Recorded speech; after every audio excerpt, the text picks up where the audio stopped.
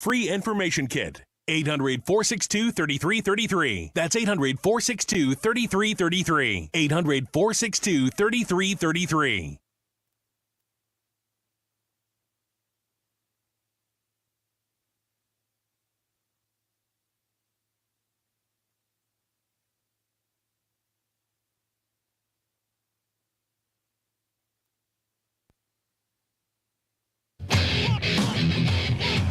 He's live. He's nationwide on CBS Sports Radio. This is the Zach Gelb Show.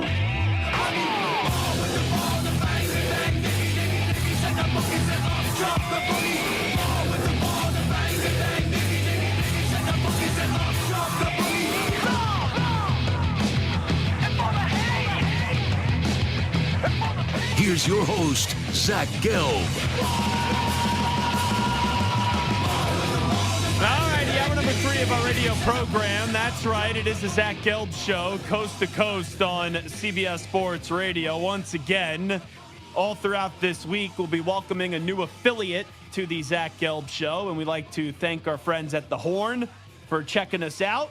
And we welcome you each and every evening, Monday through Friday, here on CBS Sports Radio. You can catch us from 6 to 10 p.m. Eastern, but I know we're on in Austin from 7 to 9 p.m. Central. And let's go out to the guest line right now and do a little college football fix.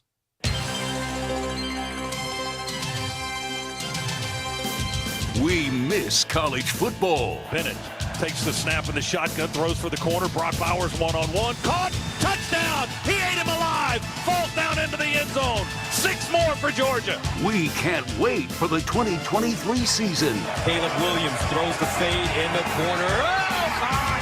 Touchdown, Trojans! And we're counting down the days to kick off. Are we there yet? No. Are we there yet? I said no. Are we there yet? What's wrong with your ears? Here is your college football fix, only on the Zach Gelb Show. And we welcome in one of the more entertaining voices that you could see, as always, on CBS as a CBS Sports college football analyst and a man that loves his Longhorns, the great Brian Jones. BJ, how you been? Zach, I love my horns and I love my college football fix and that CBS college football music, baby. It don't get any better than that. I'm great. How about yourself? Well, I'm doing fantastic, and we have this new affiliate, The Horn, which we're very excited about in Austin. So I said, we got to talk some Texas football. We may as well go to Brian Jones because nobody better. Big year for the Longhorns this upcoming season. A lot of buzz. I know people always say, is Texas back? Is Texas back? But they got to go win their final year in the Big 12. What are your expectations for the Longhorns this year? To do exactly that, win the conference championships. Expectations are high. I'm not. This isn't any regular heat. This is nuclear heat. Live from the 93.7 The Ticket studios in the heart of Lincoln, America. Bringing you the latest from the Square Circle on 93.7 The Ticket and theticketfm.com. Here is your host, Jake Bakovic. Happy to be back with you folks for another week of wrestling talk. We're lucky because it is our first premium live event that we get to talk about. That means we will somewhat skip over SmackDown, but we still have the latest from SummerSlam and the latest from Raw to talk about here. And there's a lot going on in wrestling. Some would argue it's not been a better time creative in quite some time.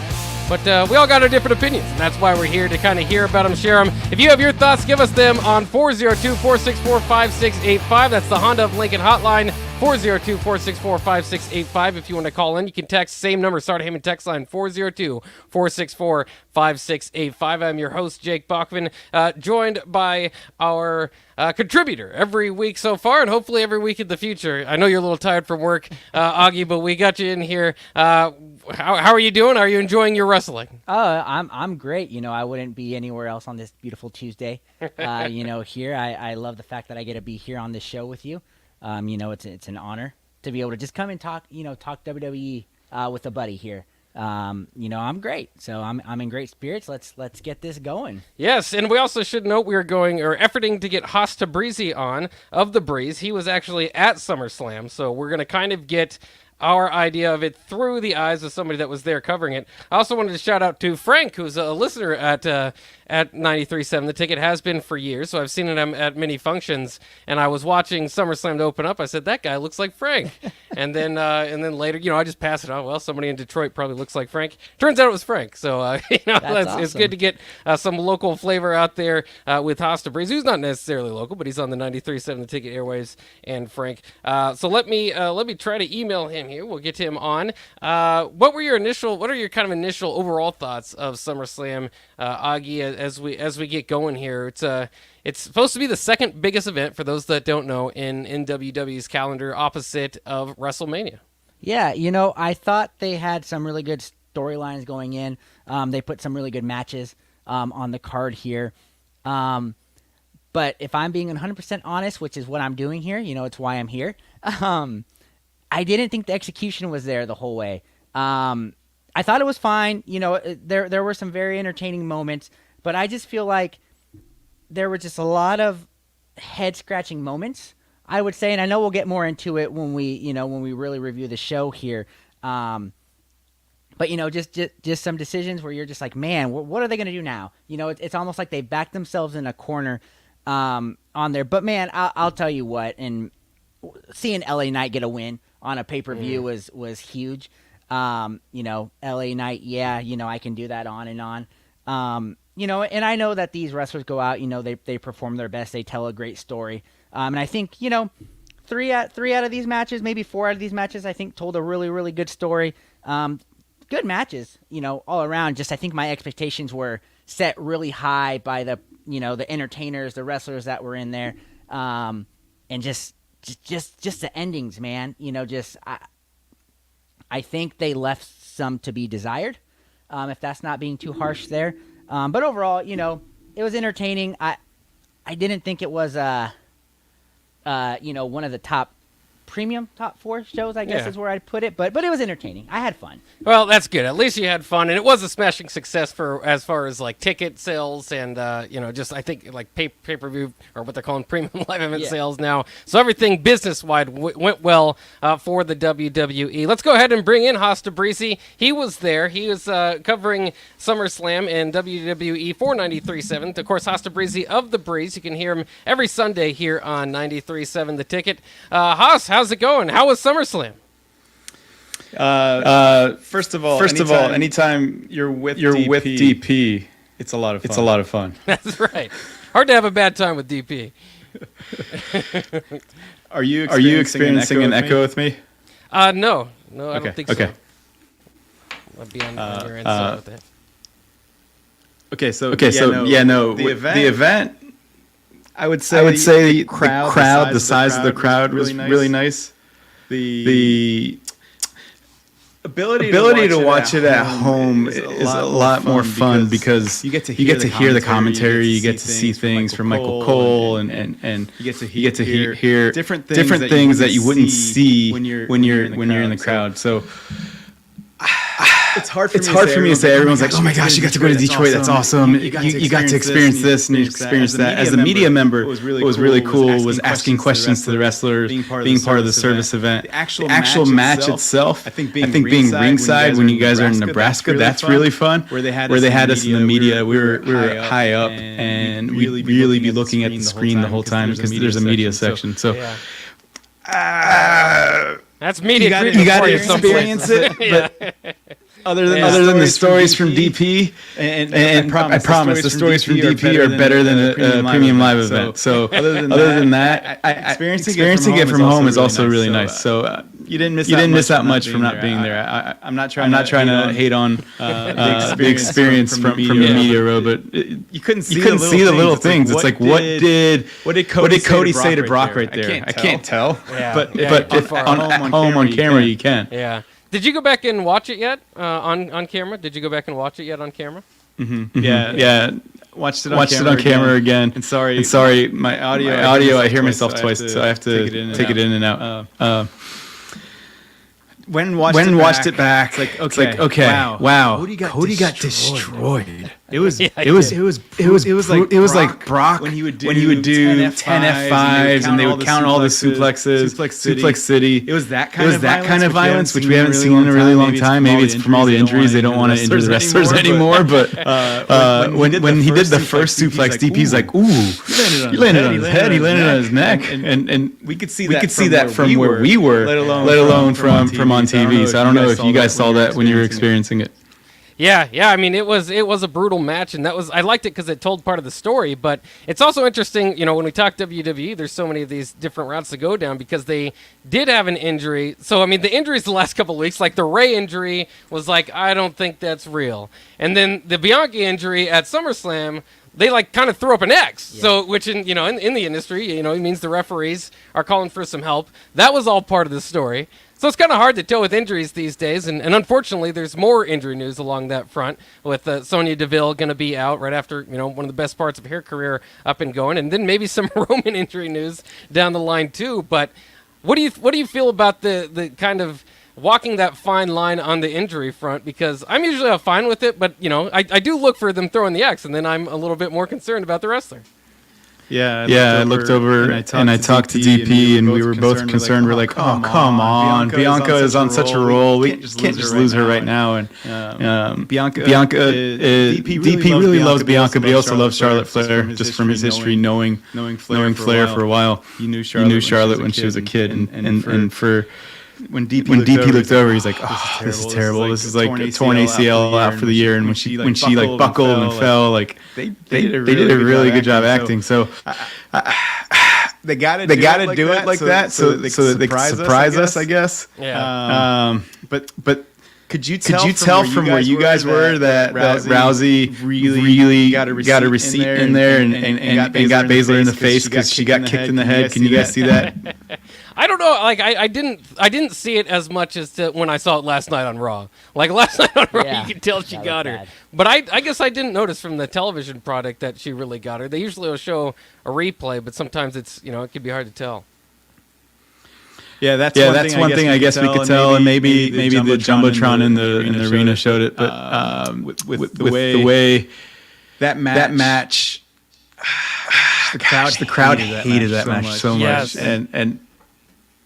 How did it feel for you guys watching from home? It felt dead. That was not, and you could just tell the match was not felt through the crowd. It was such a weird match, such a weird stipulation. It felt like it didn't allow them to do anything besides try to submit each other. And how are you supposed to keep, a stadium full of, people entertained through that? What'd you think, Buck? Yeah, I don't know. I mean, there was some trouble with it because it followed LA Knight winning the Battle Royal, which is the only thing wrestling fans have been wanting for the last month. But then the other thing is, I felt like this feud is like gold. This was when Ronda Rousey joined, it's like this is at some point you're going to build to this and it's going to be great. And then I feel like at some point Ronda said, I'm not going to resign. And so they rushed into it. The breakup didn't feel right to me when they just did it mid-match just after winning the women's tag team championships, which are cursed and just mismanaged to all hell right now. But that was part of it. I didn't like that they did that. And then I don't know if you ever knew who was supposed to be the heel, the crowd doesn't like Ronda because she's not one of us. But at the same time, neither of them are great actors, so the promos are kind of tough. It was bad. It was poorly mismanaged from what should have been, like I said, when Ronda Rousey came in, that's one of your money feuds you got to get to.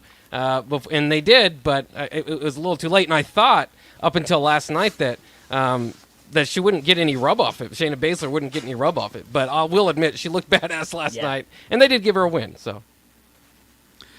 For Ronda to sacrifice herself and pass the torch. I know the fans don't like her, but sorry, if the non-WWE people want to watch WWE, they'll watch Brock Lesnar, they'll watch Ronda Rousey. You guys can boo all you want. She changed women's wrestling. She caused the main event 4 or 5 WrestleManias ago. So these fans that are starting to annoy me, I'm sorry. She was the reason women's wrestling changed. You could say it's Paige, you could say it's AJ Lee, you could say it's Flair and Banks and who else am I missing? The man. Yeah, the man, Becky.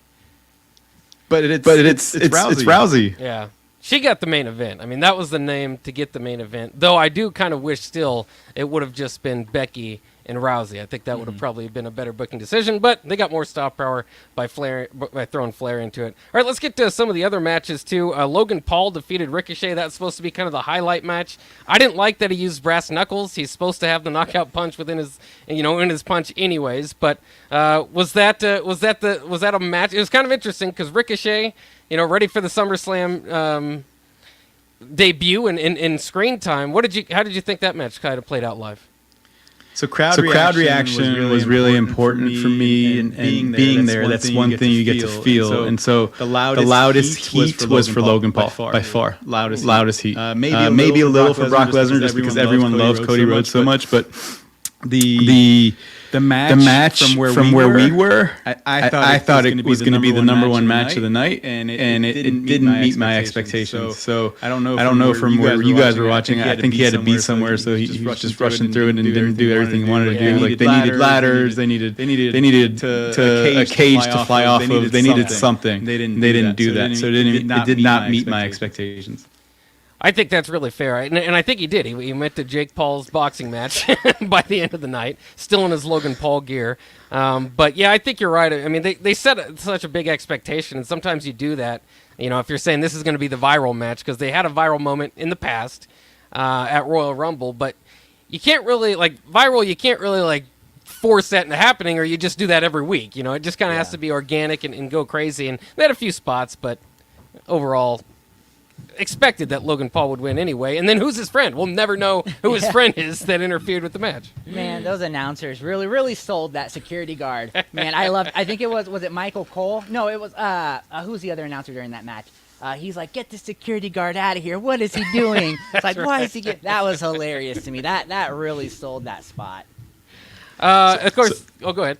Before you move forward, what I then just thought of, what if they finally get Shane McMahon back and they do a match at the Royal Rumble in a steel cage match, and they both have to go through the cage or go on the announce table or something? They do have some pretty cool spots, and that would be a match that fans won't want. Throw in Dom with it, and that's a good triple threat match at Royal Rumble. Yeah, I would like that booking. I'm all for Shane O'Mac coming back. I know you're right. Fans have turned on his returns recently, but I don't care. I'll watch as much Shane O'Mac as we can get, because he'll never, he's getting older. He'll still do those spots. Also, the Cody Rhodes Brock Lesnar match was next, so we talked about that. Brock was somewhat protected by the turnbuckle being exposed, so it was just a good storytelling. And Ross or Haas, are you buying that this was not staged afterwards? The whole passing of the torch, lifting of the hand for Brock Lesnar to Cody. Apparently, that was not part of the story, and Brock did it on his own, is what we're being told. I don't know. Does it matter? It's kind of out of character for Brock, which is why I think people were thinking that. But I think that it kind of tells the story. Although it never, my one problem with this feud, and it's been great, three-time battle, we never got the reason why Cody was attacked to begin with, the night after WrestleMania. So we kind of figured this whole time it was like, okay, why did Brock do that? And the story suddenly transitioned to Cody's so mad he's going to beat him up, and we never really found out why Brock did that, which I suppose is just because he's an uncaged animal. When DP and I were sitting next to each other, DP was saying that this is a match where it shouldn't be done. I know WWE kept saying this is the last one, this is the end of the trilogy, but he said this should not be done. This should be a best out of 5 or a best out of 7. DP would never say AEW, but we can have the trios match from AEW and have a 3-0 lead for one of them. But it's such a good match. We were talking about it on Sunday that this was the main event, and the reason for it. I explained that there should be seating, and DP always says Brock Lesnar is the number one wrestler in WWE. I think I would say that it's Roman Reigns, and a lot of the fans would say it's Roman Reigns. DP has his reasons, and he's right. It's because Brock Lesnar is the beast who can actually beat up people. If you gave him the same storyline and you gave him all the main events, and he actually was able to come to all the matches that Roman used to go to, then he would take it steps further than Roman Reigns. So that's why DP says it. So when DP's playing chess and we're playing checkers, we gotta acknowledge that. But what we did is Roman's number one, Brock's two, Cody's three, or Cody's two and Brock's three. Fine, but Jay isn't number 4. If you had a power ranking, Jay is like 7, 8, 9, or 10, or 11, and 1 versus 11 is not as cool as 2 versus 3. So that's why that was the best match, and that's why it was the main event. That's a good point, and I like how WWE tries, now that they've had 2 nights of WrestleMania, they try to convince you they can do more than one main event. And while you can do that with 2 different nights, they were trying to say there was 4 main events at the SummerSlam, which just that doesn't make any sense by definition of main event. So sometimes they go a little bit too far there. I did want to get your thoughts too on the Roman Reigns decision. We might, if we have time, we'll cover some of this other stuff. I think the most interesting thing here was Jey Uso, Roman Reigns, Solo, and Jimmy, of course. I will start by noting that myself and Augie, we don't love the way that this match played out, the surprise return by Jimmy. I also don't love the fact that Solo got pinned on SmackDown by Jay. I mean, they've done a lot. They pinned Roman and they pinned Solo for the second time. He's only lost before in a singles event to Cody, so this is pretty significant. In their storytelling is that they really put Jay over, and like you said, he's number 11 or something. All for nonsensically Jimmy to come back in and kick him. Like they're always kicking each other, but you have to have a reason to kick each other. And I feel like we're starting to stray from the path of what's made this storyline so good. Yeah. With what you're sharing, we talked about how this is a soap opera, and a soap opera is like person A sleeps with person B, and then person B sleeps with C, and then A sleeps with C, and like none of it makes sense. Why are they doing all this? And so there's so much switching and flopping, and that's what's happened since Survivor Series of last year. It's like, okay, so Sammy's good. Oh well, Jay doesn't like Sammy, and Jimmy's best friends with Sammy, and then Paul Heyman doesn't like Sammy, and so it's constantly flipping, and then Royal Rumble comes around, and who's friends with Sammy, who's not friends with Sammy, and then now who's Solo going to go with, who are the Usos going to, and it just keeps flipping and flopping. Just pick a story and make it flip in like 6 months, not in a week. It's just too sudden. That's the problem. Yeah, no, I'd absolutely agree, and I think again, WWE doesn't necessarily have to listen to us because they're having as much success as they are having with the whole story. But I mean, I compare it to just any, and this happens with every feud, by the way. NWO eventually ran into like NWO 8 or whatever they were doing. It was like different forms of NWO against each other. So at some point, you're gonna run into some creative problems. But to me, this is like, and I don't know if you guys can this show specifically, but I liked Walking Dead for like 6 seasons. At some point, it's just not, it's just going in circles. And I feel like this is kind of the point, and they need to refreshen it up.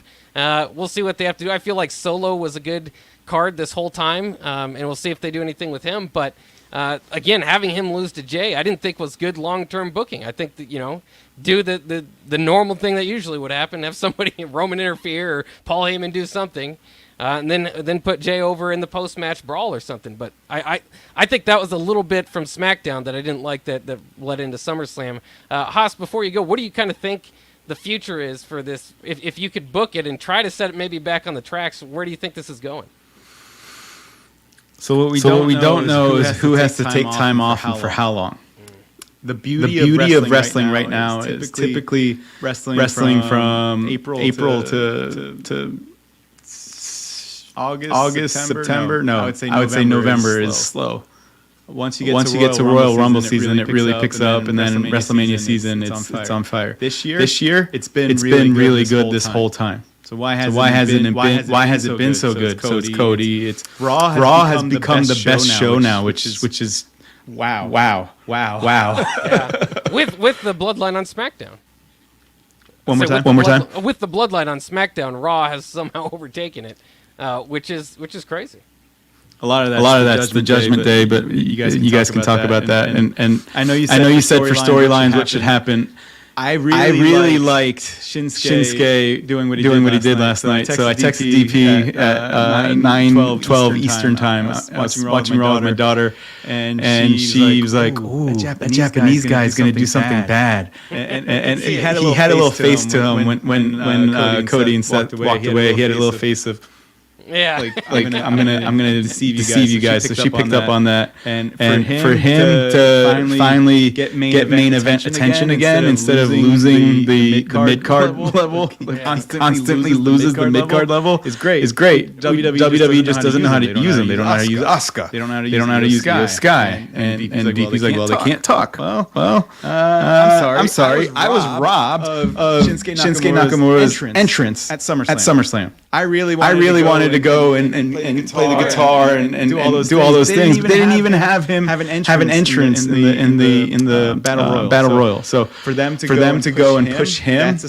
story that I'm really gonna like. The stories on Raw. There's so many things that can happen now with with Judgment Day and Cody. So that's gonna be good. And then finally, someone please use Rhea Ripley. Maybe it's Shayna Baszler. Maybe I don't know who it is, but they have to start putting Ripley in matches because she's not a manager full time. She is the women's champion. She deserves to be on camera killing people. Absolutely. What do you have anything for Cody coming up next? I think that's a big question because it looked like he was going after Seth. Now Seth's attention's on Shinsuke. So I think that's kind of the big question going into next week, Raw. So he was facing Dom for a little bit and destroyed him, if I remember correctly. It probably has to be Finn Balor, and then Finn Balor somehow is going to get screwed by Damian Priest. So that's going to lead to Finn Balor and Priest. It's just to buy time for Cody, to buy time to Royal Rumble, so that Cody can main event WrestleMania because The Rock's too busy to hang out and take over the head of the table. That's right. I think that's an important note of distinction too from people that absolutely love the premium live event SummerSlam and people that didn't. I think there is an expectation from some that The Rock will return eventually, and that's what partially makes this feud so good, is that at any moment The Rock could come out and put Roman straight. I think that was another kind of moment where if you are one of those fans, and I'm somewhat one of those fans, that's another reason why I didn't love the main event ending, was because I wanted The Rock and I got Jimmy. So, it kind of is what it is. Some of it has to do with your own expectations going into the match too. He is Haas Tabrizi of The Breeze. Check him out every Sunday here on 93.7 The Ticket. I forget what time it is in your time, so I don't want to screw it up here, but I believe it's 12 to 1 at Central Time, correct? Yeah, so 12 to 1 or 1 Eastern. We're 1 hour ahead. Yeah. Time zones always throw me off. But thanks again, Haas, who went out there and covered. We got a live idea of what what SummerSlam was all about. Thanks again. Thanks, guys. All right, there he goes. We're going to take a quick break here on Nuclear Heat. When we come back, we'll cover the latest episode of Raw coming up next here on Nuclear Heat on 93.7 The Ticket. Agriculture is the economic engine of the Midwest. At Acres Equipment, we dedicate ourselves to making that engine run smoothly. We supply our farmers and ranchers with quality John Deere equipment, parts, and service. We also deliver the most advanced technology and precision ag strategies to help them farm today and for the future. Acres Equipment, solutions for every field. Ladies and gentlemen, it has come to the attention of the Nebraska Lottery that when people hear a radio commercial in their car for one of our lotto games, Powerball, Mega Millions, or Lucky for Life, they tend to begin daydreaming about how they'll spend the prize money if they win, instead of paying attention to the road. So please, when I tell you that Nebraska Lottery Lotto games offer big money and big fun, keep your mind on driving. Do not start thinking about all the things you could buy if you win. Things like bright red sports cars, tropical vacations, 100-inch TVs, hot tubs, SUVs, a new computer, motorboats. Bob, snap out of it. Oh, good heavens. Ladies and gentlemen, my apologies. Perhaps I should go home now. You better let me drive. Lotto games from the Nebraska Lottery. Top prize odds vary by game. Working at Continental in Lincoln isn't a job, it's a career. And right now they've raised wages again and they're hiring for production operators at $24.11 per hour, which grows to $28.27 per hour within 3 years. Skilled trade positions now start at $32.76 per hour with opportunities to make more based on certifications. Continental also has salary jobs available and great benefits, plus medical and prescription costs at very low premiums. Dental, vision, and life insurance are offered at no premium cost to the associates with increased bonuses and vacation for new hires. To learn more or to apply, go to continental-jobs.com with keyword Lincoln. Come work at Continental today. Hi everyone, Kendall Warnock, A1 Automotive in downtown Lincoln. Spring is here, summer is fast approaching. With weddings, vacations, and weekend getaways on your mind, do not let car issues prevent you from getting where you need to be. Car problems shouldn't be something that you put up with. Let us get you back on the road in comfort and safety. We diagnose all makes and models from Porsches to Hondas, Toyotas, and Chevrolets. We fix a variety of issues with all of them with our talented techs and our experienced staff. A1 Automotive at 11th and L, downtown Lincoln, always honest answers. Steve's Garage Doors and Services is hiring. They are looking for a garage door installation and service technician with a clean driving record. Experience is not required as they will train for the positions. However, mechanical aptitude is required. If you want to come be a part of a small business where you're family, not just an employee, call Steve's Garage Doors and Services today to apply at 402-480-2840. That's 402-480-2840. Steve's Garage Doors and Services. This Easter, focus on your family instead of dishes with the Venue Easter to-go meals. Prepared fresh in-house by our chefs, these meals are ready to heat and eat with packages for 2 to 3 people or 6 to 8 and your choice of juicy beef tenderloin, tasty herb roasted chicken, or our famous 6-pepper crusted prime rib. All meal packages come with sides and we have additional add-ons available to complete your feast. Order today at venuedelivered.com/Easter. That's venuedelivered.com/Easter. Are here and it's time to upgrade your equipment. But don't go rushing to your big box store. Play It Again Sports is your place to go for all spring sports equipment for baseball, softball, golf, and disc golf. Play It Again Sports has quality, slightly to gently used equipment, and 50% of their inventory is actually new equipment. And don't forget, buying from them is a great way to get new products with great discounts by also bringing in your used items for store credit or cash on the spot. Play It Again Sports at 48th and Vine. To Nuclear Heat with your host, Jake Bakoven on 93.7 The Ticket and theticketfm.com.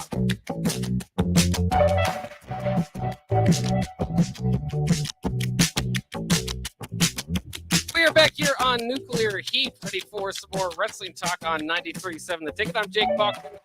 With Nuclear Heat contributor Augie Pena, which I'm going to call you both names every show, just so we get it out there. We're going to figure out what your name is, but we're going to call you by both names. But we just went through SummerSlam. Sorry if our audio was not the greatest as we had Hosta Breezy on from the Breeze. Great to get a live kind of story of what was going on there, and he's got a good wrestling mind, so it's kind of fun to pick his brain, as well as hear some stories about DP, another guy who's got a pretty good wrestling brain on him himself. So hopefully we'll have Hosta Breezy back on again, as well as DP in the future. Hopefully have plenty of guests coming on, whether Husker related or not. So since we're based here in Lincoln, we kind of have some fun with that. But for now, let's get into Raw, yesterday's episode of Raw. Of course, this coming off SummerSlam. Everything went well from SummerSlam. Cody opens up last night. Rollins meets him out in the ring to challenge him.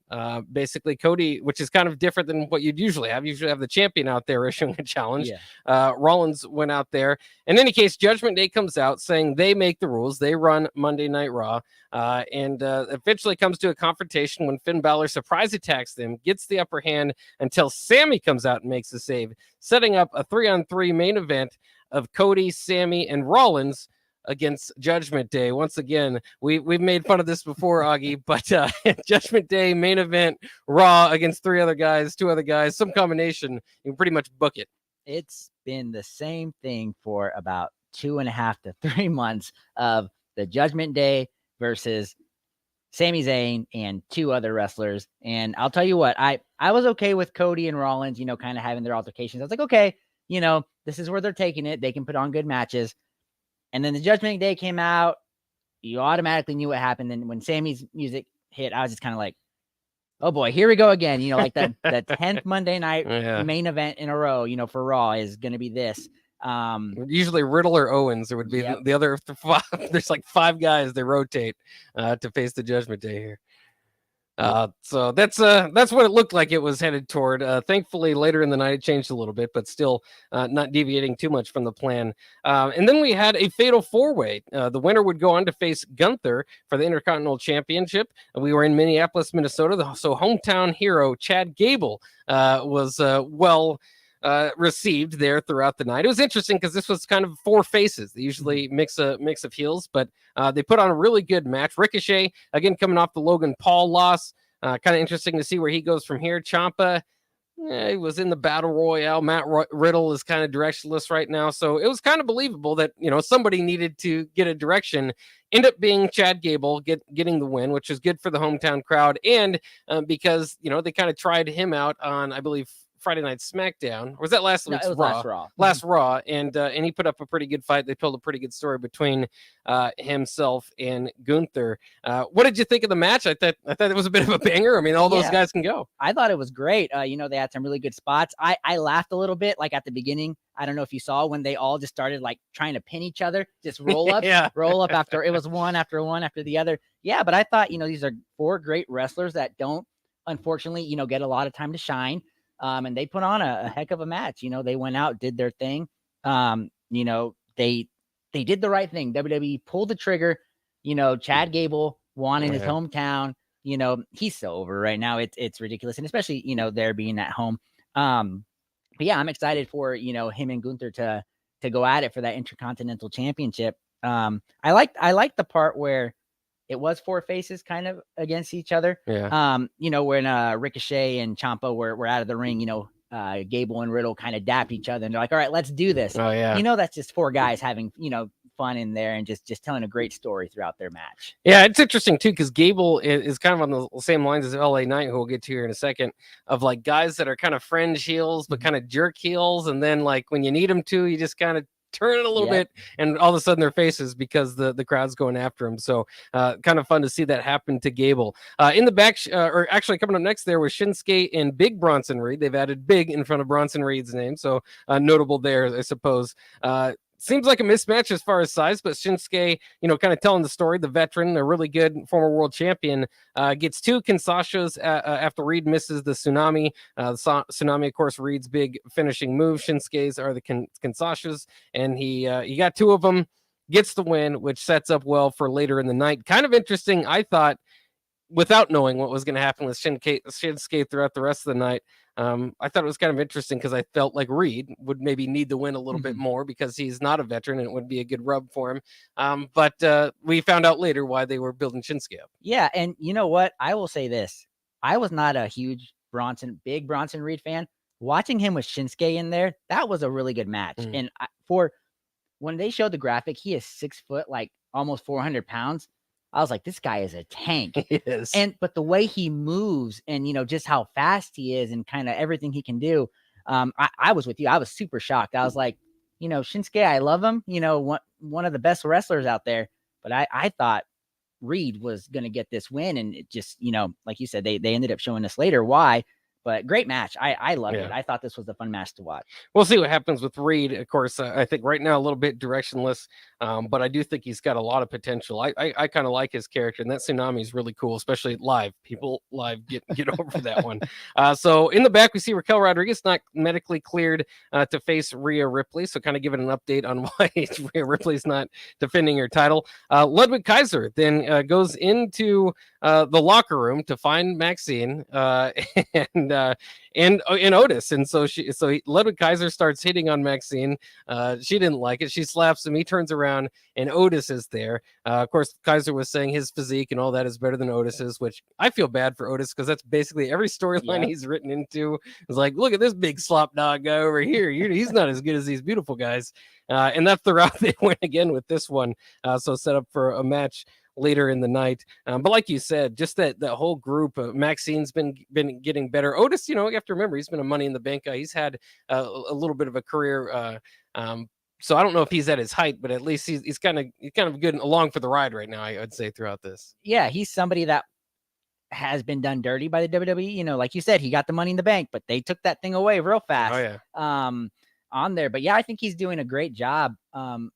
It is funny. He's always the beast to the beauty. You know, it was Mandy Rose. Now it's Maxine Dupree. But I'm going to tell you the takeaway from this. Ludwig Kaiser, he has a potential to be big. His arrogance, the way he talks, and he's good in the ring. Yeah.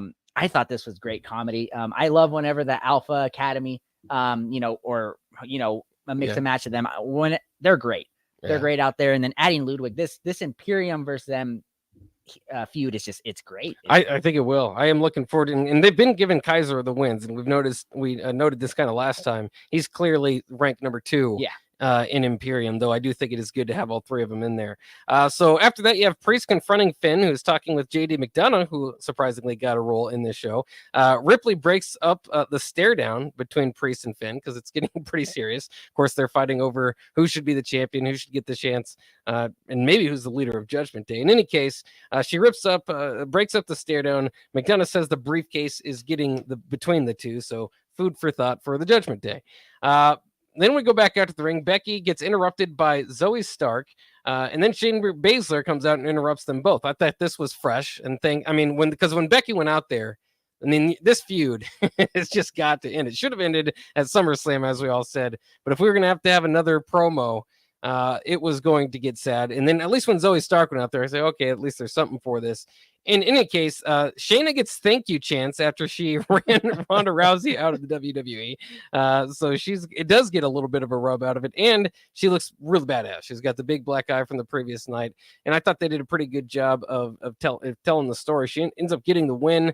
Bit of a sloppy finish there because she couldn't pick up Zoe Stark at the end because she's a little tired, but ended up getting it. And I thought this was great for Shayna, again, because I was a little bit worried that she wouldn't get anything out of the Ronda Rousey thing. And it might still be the heat that Ronda Rousey has, that people hate her, that Shayna's getting over a little bit, but I guess she'll take it any way you can get it. Yeah, and it was a pretty good match aside from that finish. I was sitting there kind of laughing a little bit. I'm like, is this the finish? Because it 1, 2, 3, she couldn't get her over her shoulder.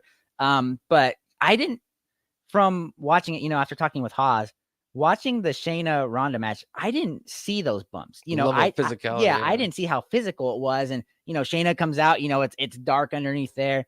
But she had a broken finger, at least reportedly. And it was funny. I was actually sitting there waiting for when the lemonade that Becky Lynch was drinking on the side. I was like, okay, when is she going to put that into play? When is she going to, splash that into somebody's face? And she didn't. It allowed the match to grow naturally and to have a clean finish, which I really enjoyed on there. It was a pretty solid match. I was a little surprised that, Zoe Stark is kind of taking some losses right now. I feel like they put her into this feud with Becky and Trish to build her. Yeah. And this is now her 2nd or 3rd consecutive loss. So you're kind of wondering where she's going to go next. But yeah, Shayna has some great momentum behind her because, everybody wanted Ronda gone, which is sad. I already miss her, but whatever. She wasn't the best all around wrestler, but she certainly did draw numbers for a long time. And then these last few months of her run was just crickets. Nobody really cared. And, I don't think that's all her fault that she's a great act. As Haas said, she helped build the women's division.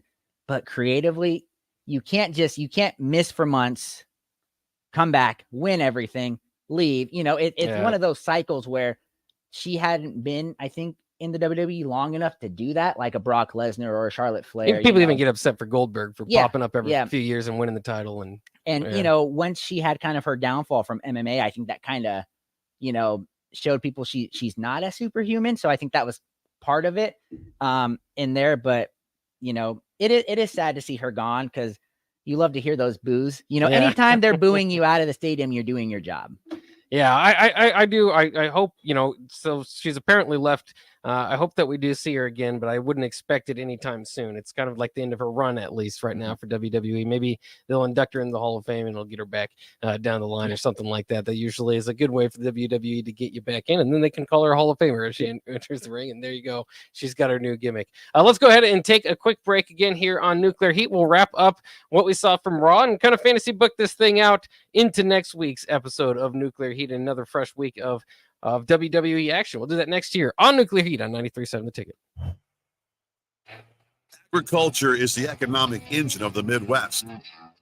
At Acres Equipment, we dedicate ourselves to making that engine run smoothly. We supply our farmers and ranchers with quality John Deere equipment, parts, and service. We also deliver the most advanced technology and precision ag strategies to help them farm today and for the future. Acres Equipment, solutions for every field. Ladies and gentlemen, it has come to the attention of the Nebraska Lottery that when people hear a radio commercial in their car for one of our lotto games, Powerball, Mega Millions, or Lucky for Life, they tend to begin daydreaming about how they'll spend the prize money if they win, instead of paying attention to the road.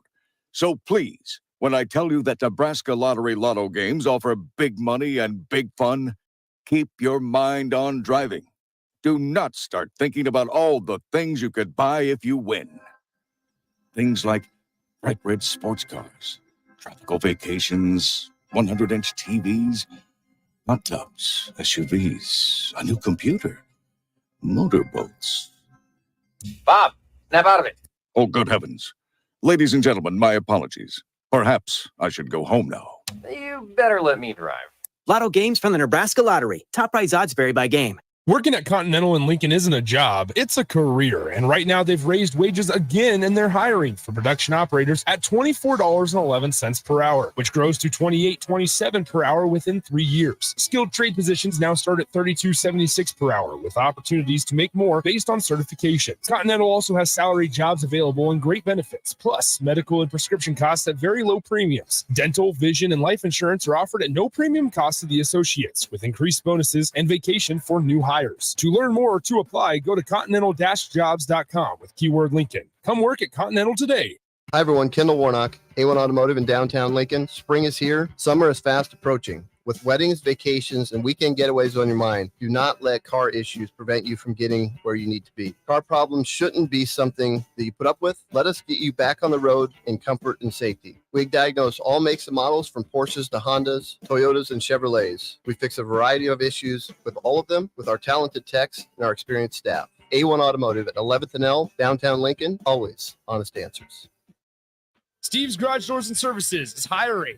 They are looking for a garage door installation and service technician with a clean driving record. Experience is not required as they will train for the positions. However, mechanical aptitude is required. If you want to come be a part of a small business where you're family, not just an employee, call Steve's Garage Doors and Services today to apply at 402-480-2840. That's 402-480-2840. Steve's Garage Doors and Services.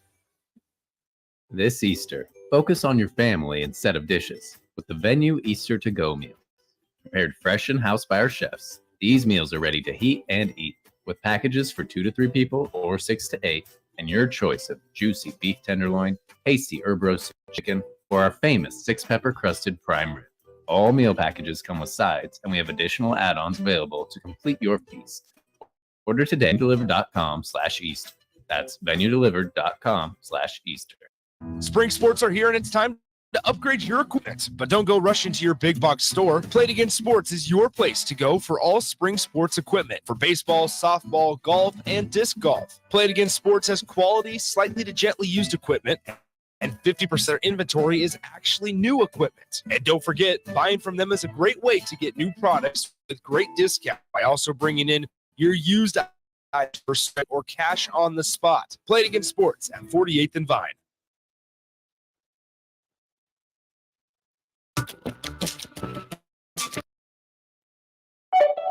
Back to Nuclear Heat with your host, Jake Bakoven, on 93.7 The Ticket and theticketfm.com. This is Nuclear Heat, your brand new shiny WWE podcast here from Lincoln, Nebraska, 93.7 The Ticket. I am host Jake Balkovin. We have Nuclear Heat contributor Augie Pena on the other side, and we are going through a few shows. It's been a busy week in WWE, so we went through SummerSlam with Costa Breezy of The Breeze, which you can hear on 93.7 The Ticket on Sundays, 12 Central, 1 Eastern time, on his visit to SummerSlam and how that went. And then we were kind of in the middle of Raw, so we'll just jump right back into where we were there, which was Shinsuke interview backstage, which we were trying to figure out after his victory early on in the night over Big Bronson Reed, what was next for Shinsuke, and he kind of let you know that he's it's a new chapter for him, but you didn't really get too far into it before there was a bit of a disruption backstage. You could see JD McDonough beating up Sami Zayn, whose elbow looked very strange in a still shot that made around around Twitter and in the WWE. But in any case, effectively writing Sami Zayn out for the main event and opening up a spot, which we've later on in the night learn after Shinsuke walks up to Rollins and asks if he can be part of the team, that they go ahead and go with Shinsuke. So the 3-on-3 that you're so bored of, congratulations. How about Shinsuke Nakamura to throw it up, to change it up, I should say. Yeah, instead of Sami Zayn. No, I thought it was great. I was actually pretty pleased. Mixing up some. I know it's like the same 5 people, but you add in Shinsuke, who's not done anything, recently, can't get any wins or anything. It is a good move for him. You kind of had a hint that maybe they're doing this for a reason. Yeah. And then we can get to that later and everything, but I thought it was a good inclusion there. Yeah, I thought that kind of freshened things up from Sammy. Also gave JD McDonough something to do, which he hasn't had anything to do on the roster since he's been brought up. Ludwig Kaiser then defeats Otis. Afterwards, Imperium gets involved, or actually during the match, Imperium gets involved, which allows Kaiser to beat Otis. Post-match, they beat down, which is saved by Chad Gable, which also doesn't make sense because Imperium still had 3 guys who are beating up one, and Chad Gable comes in and they all clear the ring. Yeah. Usually doesn't work, especially when Chad Gable's the smallest amongst them. He can go, so I'm not arguing it. Just the visual, some spots in wrestling are better for some wrestlers. It just didn't quite. The visual is a bit weird. Though, maybe they're trying to use the fact that is he an Olympic gold medalist? Yep. Maybe they're trying to use the fact that he's an Olympic gold medalist, and you should fear him. Maybe they're trying to build him up that way. But yeah, I agree. He's over. The crowd was behind him and all that, but yeah, they just run away. It's like, really? Yeah. And Imperium, if you just follow the math, Kaiser was probably tired from the match, but he had 2 fresh guys against 1 fresh guy. So whatever. But they at least got a couple shots in on Otis, and that, of course, makes them heel. Like you said, Chad Gable very much getting a hometown ovation. So kind of a cool spot for him. SmackDown's LA Knight is on the show, which I thought was a good idea. He's one of the hottest things in wrestling right now, so might as well bring him over to Raw. More importantly, to get a feud with The Miz going, because The Miz has established himself basically as the feud for the new guy that's hot to get over, because Miz is so good at drawing heat, so good at the promos that he can basically carry a large portion of it. So they did have promos. LA Knight stumbled over a few of his words. I don't, as much as I like LA Knight and the thing, I think it's a good gimmick and all that. They very much leaned into the fact that it's an Attitude Era gimmick. The only thing I am hesitant with him on is he's not necessarily great in the ring. The finishers are copycats of the Rock, of Stone Cold Steve Austin, and so he's really got to make it up for the promos. So I'm being a little bit too critical because he's usually really good with promos, but stumbling along any lines, it's like, okay, that's your strength. This you need to really hit it out of the park here if we're going to look over the fact that you're not original at all, and you're not especially good in the ring. Yeah, and he, like you said, he's great on it. It's very surprising to see him do that, but I love when The Miz told him he's essentially a cosplay from the 90s, the Attitude Era, because everybody is calling him Stone Cold The Rock's baby, and there, he talks like him, the whole, the vest. Oh yeah. Just the way he talks, it's great. He's got the swagger to him. The thing that is not on his side is the fact that he's already 40 years old, so he is a little bit older, so he doesn't have the time to kind of perfect his art. So, he's got to hit it. And I think this feud with The Miz that he could potentially be entering would be great, because The Miz is one of the most, I can't say underused, because he's still used, but he's not given the due, because he is great in the ring and he is one of the best ever on the mic.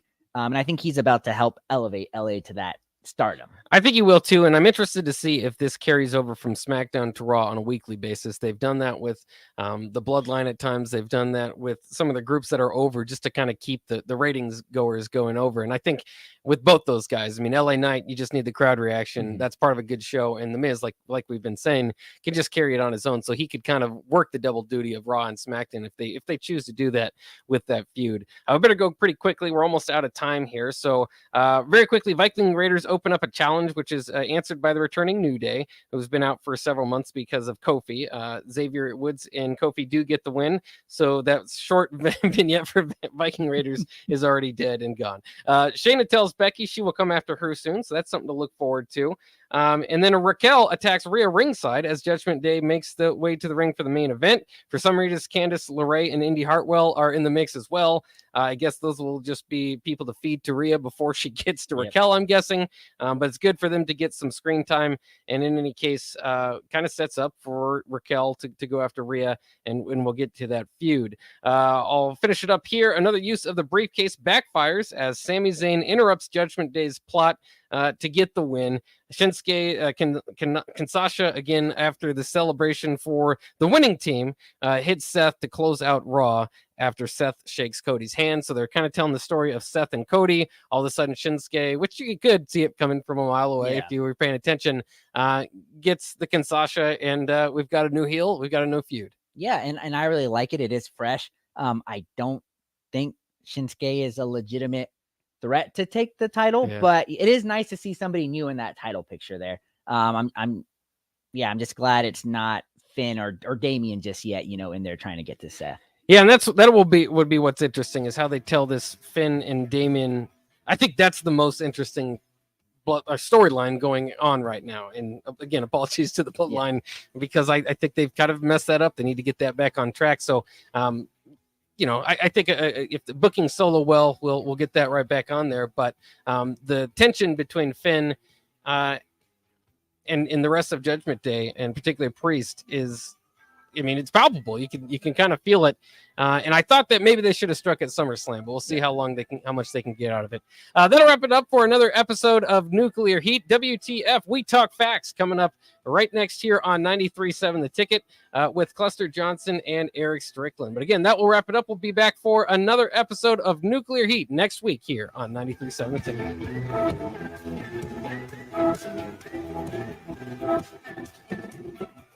Ticket.